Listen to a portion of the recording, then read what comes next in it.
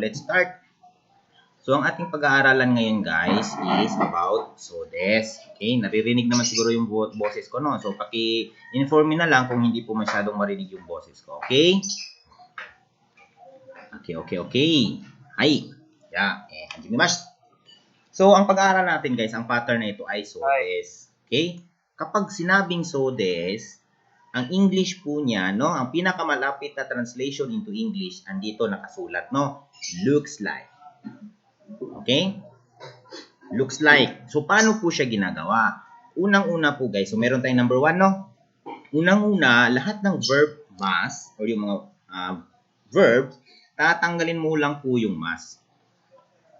Okay? Tapos, i-add mo lang po yung sodes. Ang ibig sabihin po nun, yun, sabi ko nga dito kanina, looks like. So, para mas maintindihan natin, tingnan natin yung example. Okay? Basahin muna natin to, no? This sentence pattern expresses the speaker's belief that the movement or change indicated by the verb is likely to occur. It can be used with an adverb such as ima ni mo, mosugu, or korekara. So, itong tatlong ito, guys, ito yung minsan nakikita mo sa paunahan ng sentence. Okay? Dinadagdag lang yan siya sa pattern na ito. Gitas ka? Nakuha ba? Okay, so basahin natin ang number 1. Ima ni mo, ito yung adverb ha. Ima ni mo, ame ga furiso desu. Okay. So, galing ang furiso desu sa verb na furimasu, which is to fall or rain, di ba?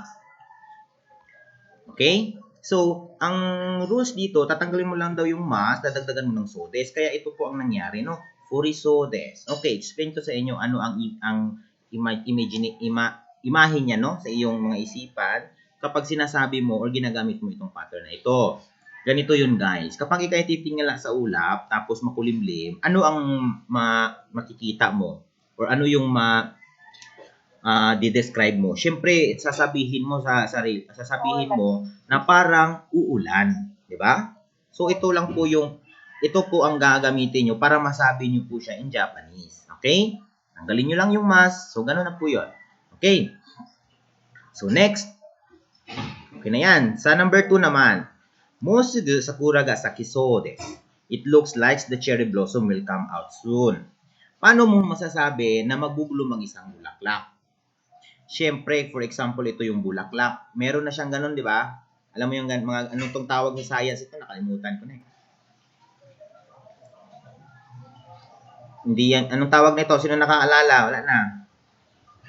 O basta yan siya, no? For example, yan ay bulaklak. Yan ay sakura, no? Pag nakakita ka ng ganyan, guys, made-differentiate mo na or masasabi mo na malapit na or parang from now on, korekara, hindi pala.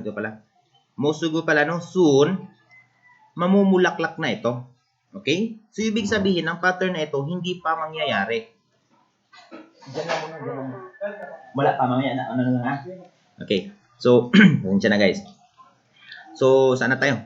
Dito na tayo, no? Sa kisodes. So, ganito po ang image niyan, guys. Particularly dito sa sentence number 2. Okay?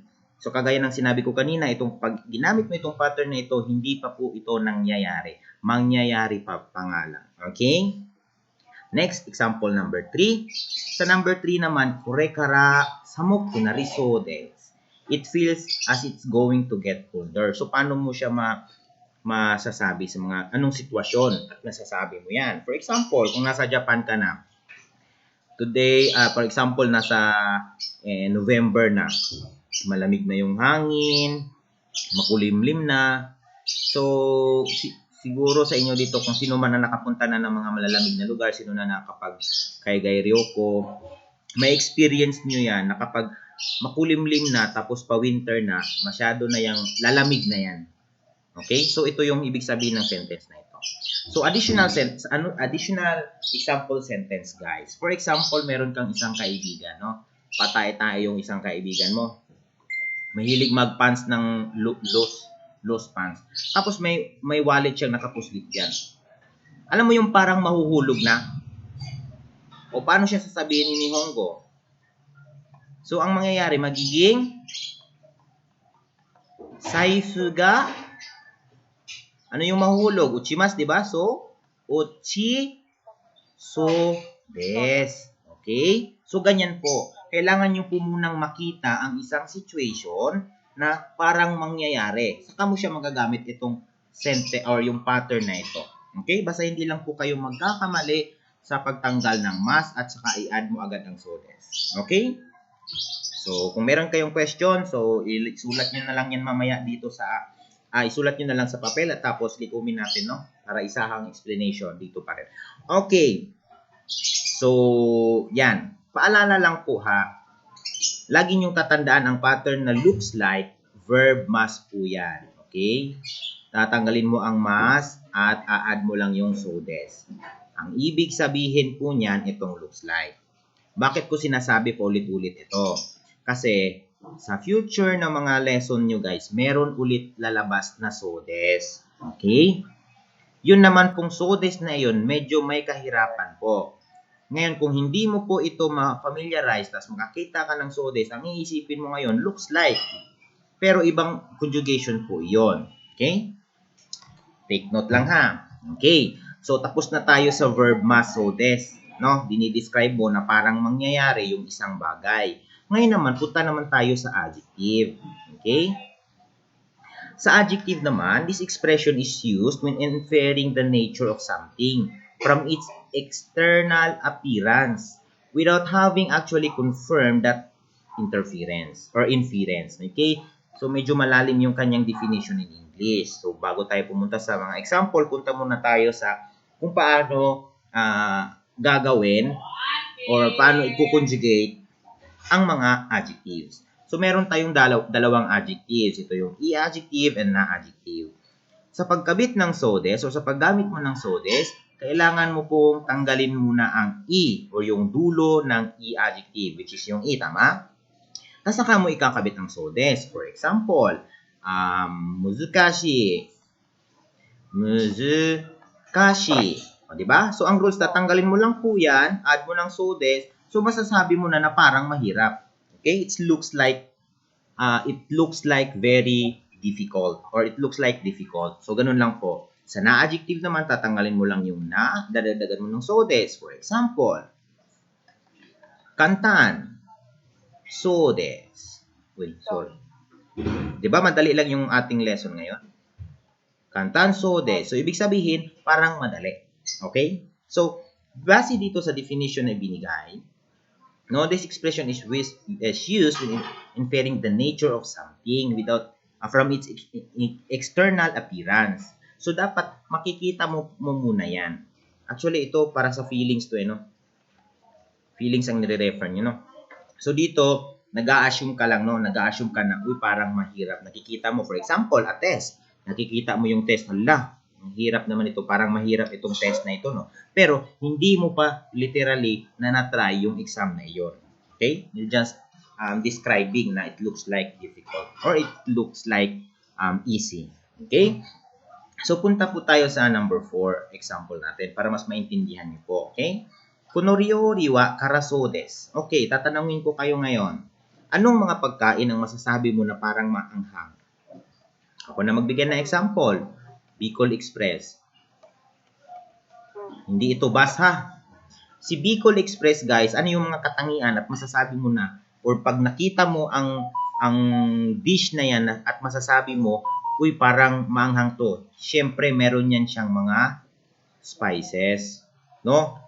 Mga chili, di ba? Mga pula-pula, mga green. So, doon, pag nakita mo yung bowl na yan, puno ng mga karne, mga sili, mga etc., doon mo masasabi, doon ka makapag-decide na ang dish na iyan ay maanghang. It looks like, this dish looks like spicy, pero hindi mo ba po natitikman? Okay? Ides ka? Ibig sabihin, based lang po yan sa iyong nakikita. Appearance. Ides ka? Okay, punta naman tayo sa number 5. Kanojo wa atama ga yusa sodes. Okay, ano ba yung yusa sodes? Ito. Ano to ha? Yes, ito ay good or Intelligent. Okay? So, ang yosa, sabihin na natin yan na special. Bakit? Kasi galing siya sa e-adjective, di ba? So, kapag gagamit ka ng mga ganitong pattern, hindi tayo gagamit ng isodes, okay? Hindi tayo gagamit ng isodes. Gagamitin natin yung yo. Dadagdagan natin ng sa, sodes, okay? So, yan po. Lagi naman po si e-adjective kahit sa paggawa mo ng nai form, hindi tayo gagamit ng i-kunay. Gagamitin natin is yo-kunay. Okay? So, wala din tayong i sa mga past form. For example, yukatta, di ba? Hindi tayo gagamit ng ikatta. So, ganun po dito. Tandaan nyo lang po, yoy, papalitan mo yung i ng sa, then sodes. Saka mo siya i-add ng sodes. Hindi po siya nasunod dito sa given dito sa instruction. Okay? So, basahin ko Kanojo wa atamaga yusasodes. Para lang sa akin masasabi ko na isang tao ay parang matalino. For example, pag nakita ko yung the way she looks, no? For example, naka-glasses siya, no? Yung buhok niya naka-shibaro or naka-ponytail. Hindi yung mga rockista na style. 'Di ba? May mga klase-klase kasi ng mga tao. May mga nagkukulay-kulay dito sa kanilang eyelids, tawag nito, para tawagin kunong imo-imo, no? So, kapag ganun yung makikita mo, hindi mo siya masasabi na parang matalino siya. Dapat may mga karakteristik muna na makita ka sa isang tao at masabi mo na parang intelligent or good, no? Something, she seems intelligent. Okay? So, tapos na ito. Punta naman tayo sa ating example number 6. Kunotsuke wa jobu so desu. This desk looks solid. Ito, hindi yan solid Durable. Okay? So, paano mo masasabi na pag nakita mo ang isang square o isang desk, paano mo masasabi na jobu? Siyempre, pag tinitingnan mo, gawa sa nara to. Hindi gawa sa kawayan. Siyempre, masasabi mo, no? Madi-describe mo na ito ay looks like durable. Depende doon sa characteristic ng iyong nakitang square. Okay? So, hindi na po ako makapasok. Wait lang guys. May hindi ata nakakapasok sa inyo. Ayan, kasi, accept muna natin. Yan. Okay. Nakapasok ka na, Inday. So, wag lang mag-alala kung ano yun, tama yung ginagawa. Mag-message lang doon sa group para ma-aware din ako. Mahirap kasi. Isa lang yung monitor ko, no? Anyway, so, kapag na-skip nyo yung hanashi ko dito, meron naman po itong recorded naman po ito. Kagaya ng sinabi ko kanina, punta lang kayo sa YouTube channel ko at makikita nyo yun dun. Okay? Anyway, so, may note nakalagay dito guys, mga important matters, no? An adjective expressing feelings such as ureshi, kanashi, sabeshi, etc. Basta nag-i-express ng feelings, okay? Cannot be used without modification when describing someone's feeling. Okay? Hindi mo masasabi sabi nga dito sa sentence na ito, hindi mo daw masasabi na, uy, masaya siya. Hindi ganon. Sa atin, nasasabi yon directly. Pero hindi ikaw ang makakapag-decide na talaga bang masaya siya or hindi. Kasi external feelings yun, external yun, no? Pag feelings ang pinag-uusapan, hindi mo nakikita ang feelings. Ang problema lang, dahil sa feelings na yan, may lumalabas ng mga tinatawag nating hyogen or expression, no? Lumalabas yan siya, for example, sa mukha, sa actions, etc. Kapag ureshi ang isang tao, nakikita mo, uy, palangiti siya, palatawa siya, something merong nangyari at bakit mo nasabi na ureshi. Kapag kanashi naman, yung mukha niya, yung mga emoji nakaganito, no? Sabishi naman na sad lang din, okay? Sad lang din yun, okay? So, kailangan mo na daw i-attach ang sodes, no? Sodes must be attached to the adjective in order to indicate that the speaker is necessarily inferring that the person is feeling from their external appearance. Okay, so puntahan natin sa number 7 para mas malalo nating maintindihan. Sinabi ng ito ay conversation na. Ito sa A, ito sa B. Okay, sabi ni A, ureshi so desu ne. No. Sabi naman ni B, jitsu wa kino Kikko no mushikomaretan desu. Okay. Sabi ni A, uy, parang ang saya mo ah. Okay? Siguro si A, nakikita niya yung facial expression ni B, no? Ang tuwang-tuwa, genking-genki, at sumagot naman si B, yes, as a matter of fact, I was proposed to yesterday. Ito naman yung English na yun nila, ito, nakakapagpalito lang, no? Proposed yesterday. Kekon, alam niyo yung kekon? Married, no? Marrying. Or magpapakasal, no? Siguro Moshiko Marita, ibig sabihin nitong Moshiko Marita is yung mag-apply ka na ba, no? For married. Oo. So, doon niya kinukuha yung reason kung bakit siya masaya at lumabas siguro sa kanyang facial expression kaya na-interpret ni A na looks like happy or it seems like happy. Okay? Idas ka? So, baliktarin naman natin. For example, gumamit tayo ng kanashi. For example, yung nakita mo yung kaibigan mo, nagmumukbok doon sa gilid, doon pa lang masasabi mo na parang malungkot to siya, no? Kaya masasabi mo, gamit ang pattern na ito. Tomodachi wa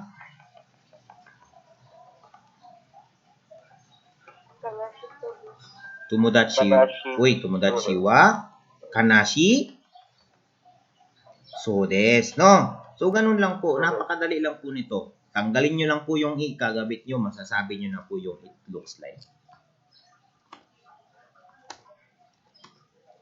Ano bang nagpapa-admit? Saglit lang guys, ha? Ito. Oh, wala na pala. Nakapasok na pala lahat. Okay. Anyway. Okay. Uy. Balik tayo. Okay. So, dito. Malapit na tayong matapos guys. Konti na lang to. Sa next pattern natin, magkaiba naman to ng ibig sabihin, no? So, ibang-iba to sa topic natin dito ngayon. Ito. Magkaiba to dito, ha? Magkaiba sa wand and tone. So, change topic na tayo. Sa verb te form, no? Verb te form, i-add mo lang yung kimas. So, ano ang ibig sabihin nito? Verb te form kimas indicates that the speaker is going to go somewhere to do something and will come back. Oh, yun lang ang ibig sabihin nito, guys. Parang kung sa atin ba, kunwari nasa loob kayo ng bahay, tatagawin ka ng mama mo, uy, saan ka pupunta? Bili lang ako ng bili lang ako ng Coke. O, di ba?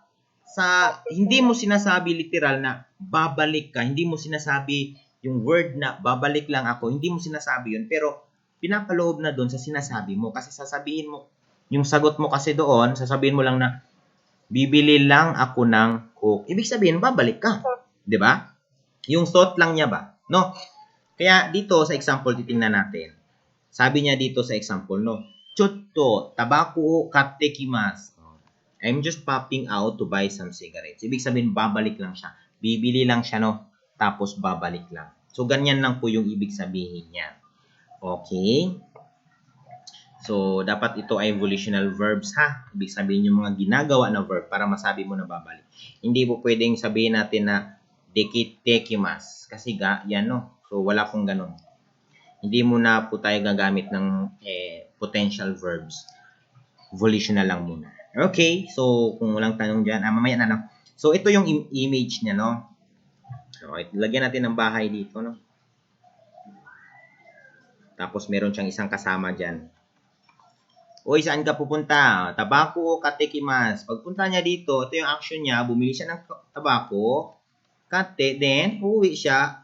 No, kimas. Kasi, bakit niya nasabing kimas? Kasi dito niya kasi sinabi yon. Dito niya sinabi. Di ba, pag ginagamit ka ng kimas, kapag sinabi mong kam, kimas yon. Kapag sinabi mong papalayo ka sa place kung saan ka nagsasalita, yun ay ikimas. Di ba? No? So, ganun lang po yan ang gamit niyan. So, lahat po ng verb na pwede nyong gamitin. Basta volitional. Okay? Next. The place where the action indicates by the form is performed is particle de. Kapag nag-i-indicate ka daw. So, basic naman to. Ito naman po lagi talaga ang explanation dati. Kung saan mo daw ginagawa yung action, that will be particle de. As in example number 9. So, mamaya titingnan natin yung number 9. So, ito yun, no? But kara is used when the place is taken as the point of origin. So, no? Pag kara, sinasabi po natin na ginawa yung action as a point of origin or ginagamit lang siya para masabi mo na doon ka po nanggaling or nanggaling yung isang object mo. For example, of what is indicated by O. Okay, magdidepende po yan sa iyong predicate or sa iyong verb. Verbs such as motekimasu, hakondekimasu can also be used as well as totekimasu as the verb used with kara. So, ang sinasabi dito, ito daw motekimasu, hakondekimasu, and totekimasu is usually ginagamitan ng kara. Hindi po siya de. Bakit natin nasasabi yon? So, tingnan natin sa number 9. Sabi sa number 9, supa de ginyu o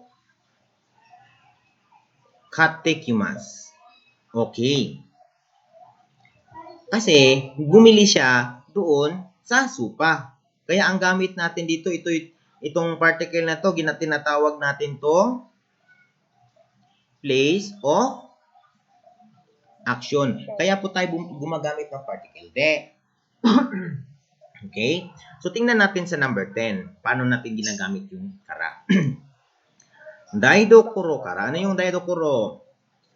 Kitchen. Ay, kitchen. Meron pala dito, no? Daidokuro kara, kuppu o totekimasu. So, bakit tayo gumagamit ng kara at hindi de? Dito mo siya nagkuha. Yes, kasi hindi niya ginagawa yung action doon sa kusina. Kinukuha lang niya yung isang bagay. Kaya, gagamit ka ng kara, depende sa iyong verbs. Okay? Pag ang verb mo naman, for example, mga tabimas, numimas, syempre, doon ka magkakandak ng ng action mo eh. So, particle de talaga. Usually, kung ang mga verbs mo indicates like ganito, kukunin mo lang, motekimas, hakondekimas, or bibit-bitin mo lang, totekimas, kukunin mo, yan po ay kara. Kasi, ang ini-indicate ng mga verbs na iyan ay yung bagay na ito ay kinuha mo lang sa place na ito. Okay?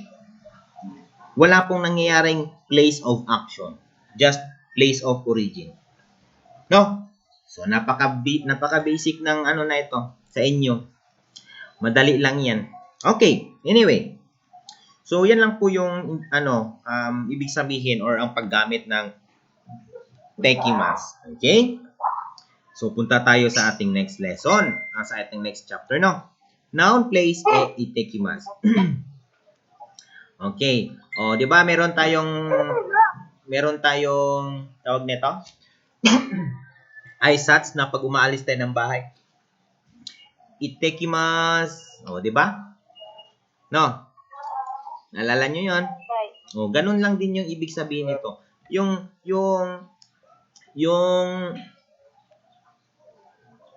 Wait lang. Yung pattern na ito, guys, or yung expression na itekimasu, syempre, kumare, umalis ka ng bahay nyo alas 8 kasi ikaw ay magtatrabaho na, no? Sasabihin mo sa magulang mo, itekimasu. So, ibig sabihin nun, kimas nun, babalik at babalik ka sa bahay nyo. Sasagot naman yung nanay mo, iterashai. O, di ba? Now, ginagamit din ito sa sentence pattern. Atol. Awan to na kanito? Sige. Hi. The te form of the verb ikimasu is used before kimasu to indicate that the speaker is going somewhere and then coming back. It is used when the speaker is saying nothing in particular about what he or she will do to the place where is she going. So, di ba? Kapag gumamit ka daw ng pattern na ito, no need to say or to tell the listener kung ano ang particular na gagawin mo doon sa place. Yan ang sabi dito, no? Just sinasabi mo lang na pupunta ka sa lugar na iyon at babalik ka din. Okay? Nakuha? So, gaya na sinabi dito, Yubenkyoko itekimasu. Parang sinabi mo lang, oy, saan ka? Sabi ko, punta lang ako ng post office. Di ba? Hindi mo, kung sa ating language, hindi mo naman sinasabi na magpapadala ka ba? Kukuha ka ba ng pera or etc. Sadyang pupunta ka lang doon at babalik ka lang. Okay? Usually, ganun lang po. sa conversation. Minsan meron ding equal sa atin, no, yung topic na ito. Okay, next naman punta tayo sa number 3. Dekaketekimasu. So same lang din to. Ang ano lang nito, dekakemas. Ano ang ibig sabihin ng dekakemas? Ha? Sinong may alam kung anong dekakemas? To go out. Very good. To go out yan. Ano naman ang demas? To go out din. No, sakto. Ngayon, ano ang pinagkakaiba nilang dalawa? Bakit hindi natin pwedeng ilagay? Bakit hindi kaya dito detekimas? No? Kasi guys, ganito yon. Ang dekakimas, pinagkakaiba nila, si dekakimas, with purpose yan. Ito naman, without purpose. Kung baga, si demas, literal na lalabas ka lang sa iyong bahay or sa iyong kwarto. For example, hey ako, demas. Wala, lalabas ka lang talaga, literal. Si dekakimas, lalabas ka para meron kang gagawin sa isang place or sa isang bagay or ikaw nang bahala kung ano yung gusto mong gagawin. Kaso nga lang, hindi mo nga lang sinasabi kung ano mismo yung dahilan at lalabas ka. Idas ka? Okay. So, the te form of the verb dekakimas is used before kimas to indicate that the speaker is going out somewhere and then coming back. Okay? So, somewhere, pupunta ka. Siguro, sabihin na natin makikipag-date ka. Deito shimasu. No? Kaimuno shimasu. Bahala na. Ito, malaki ang scope ng dekakimas, ha? Lahat ng gusto mong gawin. So, I'm just popping out for a moment. So, ganun lang po yung English translation. Hindi, madali lang. Madali lang yung pattern na lesson, di ba? Huwag lang kayong madapa ngayon. Baka makalimutan nyo mamaya. No. Anyway, punta tayo sa ating pinaka-last part. Last part na to guys. Ang bilis-bilis. Wala pa tayong isang oras. Okay? So, last part, mabilisan. Verb te kurimasen ka? Could you? Okay. This is polite. This is a pattern, no? It's politer expression than te kudasai. But not as polite as te itadakimasen. So, kung ito ang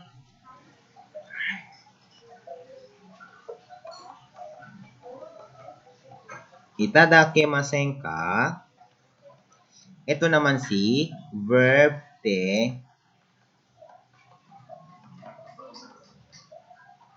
kudasen ka. Ito naman si verb te kudasai. So, kung level ang pinag-uusapan ng politeness ng isang expression, ito number 1. Number 2 lang si verb te kudasai. Number 3 lang si number 2 si verb te kudasai masen ka. Number 3 si verb te kudasai. Pero hindi na po natin basta-bastang pwedeng gamitin si kudasai masen ka kung ang level ng isang tao, ito level ha. Kung ang level ng isang tao ay mas mataas sa iyo. Nakuha? Hindi po natin basta-bastang pwedeng gamitin si te kudasai masen ka. Ginagamit lang po natin si te kudasai masen ka, although yan po ay isang polite way of saying please or could you, pero hindi natin siya pwedeng gamitin sa higher person such as shacho or sensei, mga daitorio, president, etc. Pwede natin siya sa ating ka-level or sa ating mas mababa sa atin, mga kudomo, etc. Okay? So, madali lang to. For example, gusto mo lang maging polite dun sa isang friend mo or something. Sumimasen. Buropen o tote kudasai masen ka, etc. Ganun. So, parang awkward din yung, hindi naman awkward. Hindi siya shizen. Shizen dyan ay, tawag nito? Hindi siya fit, no? Yung sentence na yun. Kasi ballpen lang yung pinapakuha mo na gagamit ka pa ng kudasai masen ka. Pero for the sake of this pattern, kaya po nagbigay ng ganong example. Kasi kayo ay, for example, magka-level lang kayo ng student na yun or ng tao na yun, pwede mo siyang gamitin. Pero pag mga sensei or mas higher level, mas maganda pong gamitin po natin ang itadakimasen. Kasi napaka-general nito at ginagamit sa mga higher level of persons. Okay. So, hanggang dyan lang po ang ating lesson. So, mayroon tayong 1, 2, 3, and 4. Okay. So, question. Tumatanggap na po ako ng mga questions, donations, etc. Tingnan natin kung meron bang question dito sa ating ano. Uy, walang question. Question mga inday, mga indoy.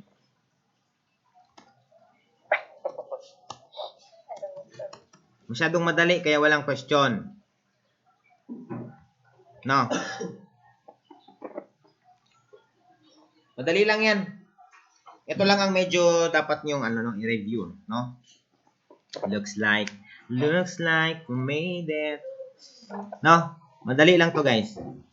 Verb must lang, tas so des, tapos recap para sa una nating natutunan, verb, tanggalin mo lang yung must, add mo yung so des, masasabi mo na it seems like or it looks like. Kapag adjective naman, tanggalin mo lang si e-adjective, tanggalin mo yung e ng e-adjective, at na ng na-adjective, lagyan mo lang ng so des. And sa number 2 naman, verb tekimas. Number 3 is kudasaimasen ka. Kurimasen ka. Bakit bala kudasaimasen ka yung ginamit ko dito? Sorry, kurimasen pala. Gumen. Hala, may nasabi ako sa inyo na mali pala, no? Kurimasen pala yan. So, same lang sila ng level. Ang pagkakamali ko lang kanina is yung kudasaimasen ka. Kurimasen pala yan, guys. Okay? So, same lang na explanation. Spelling. May kwadro? Luto na ko. At saka iba pa. Question! Wala? Allah, ako magtatanong sa inyo ngayon. Okay, maganda yan pag walang question. Ibig sabihin na natutunan nyo. Nako, pag yan si Jen Sensei magsabi sa akin na hindi nyo natutunan, batay talaga kayo sa akin. No? So, ano yung usually ginagawa nyo after nito? Nagtitest kayo? Minsan din bibigay yung hindi na Ng test, minsan hindi. exam paper. Ako meron ako ibibigay sa inyo, guys. Ito, napakasaya na ibibigay ko sa inyo, lesson 44. Okay, mamaya, isi-send ko sa group, isusulat nyo sa papel. Okay?